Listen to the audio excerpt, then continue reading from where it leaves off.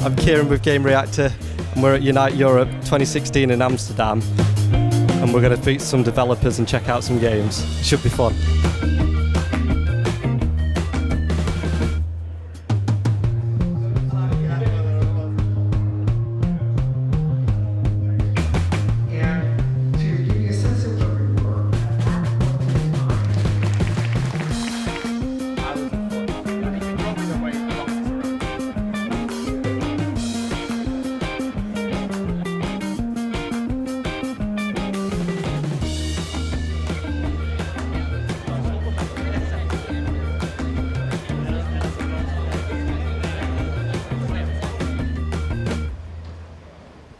I'm with Clive Downie, Chief Marketing Officer. Firstly, I've just wanted to ask, how would you describe the current situation of the Unity engine, and where is it heading in future? Well, the current situation of the engine is we're used by 1.5 million active developers on a monthly basis across 25 and counting different platforms. So by platform, I mean anything from the Nintendo Wii, the Nintendo Wii U, to iOS, to Android, to... yeah, you heard that today in the keynote, all the way to the new VR and AR platform. So, we're unlocking creativity in a very large number of global developers, which we're just humbled by. Considering we came from very humble origins, where we're unlocking the creativity in the Mac universe, and now we've grown to kind of being 1.5 million actives to 25. Across 25 platforms. So that's where we are. That's the current situation. And where we're going is, you see echoes of that today in the things that we announced. We're going from just being a creativity tool and a tool which aided the production of games to now being a tool which also delivers success and enables success across the whole life cycle of a product, with a variety of different features such as analytics, advertising to allow people to get revenue streams going quickly, developer services such as cloud build to allow you to build products a lot quicker. So we're continuing to invest in new ways to allow developers to create more wonderful things. You talked about Unityconnect. That was one of the new things that you announced today. What do you sort of anticipate from the launch of it? What would you ideally expect to see within the first year or so? So Unityconnect is a new service, new product, if you like, that we launched today, and we'll move it into beta in July. And what it really does is it just allows you to get the best people working on your project at the right time. Yeah. So, development's really hard, and it's hard for a number of reasons. One of the reasons, and this is a hard problem that we want to solve, is you can't have teams of fully capable people that are world class very easily. It's just not an easy thing to do. So you might have great engineers and world class engineers, and that might be the center of your team. Well, then trying to find world-class artists as well to complement that is just super hard. So we thought about how should we solve that, and we thought, well, we have 1.5 million active developers, and they're great in so many different ways. What if we made a very simple way to bring people together? So what I could do is I could advertise my project, I could advertise what I needed in that project, be it an engineer, a designer, an artist, an animator, and I could allow people in the community to look at my project and say, yeah, I want to work on that.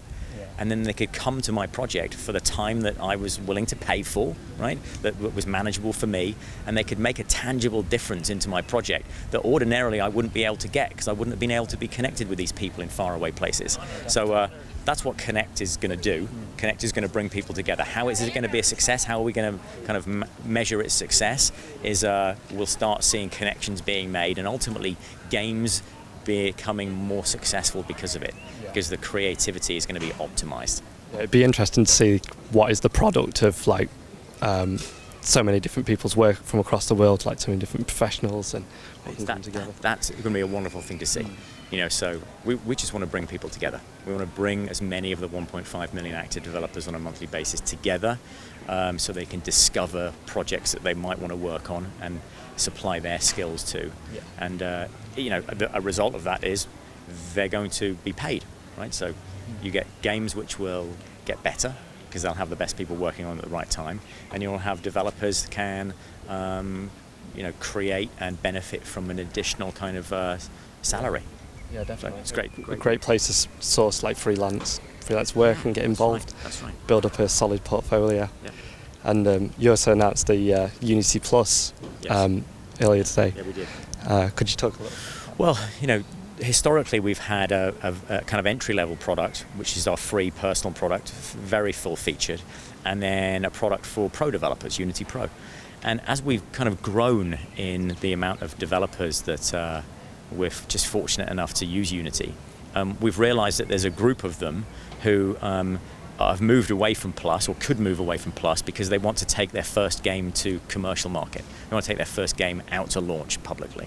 And they want certain tools to optimize their game, to understand how people are playing it more than is offered in the personal version, to understand and to build and optimize their projects in the cloud quicker, because they're more focused on time and spending time on creativity, and so and other features that we put in there.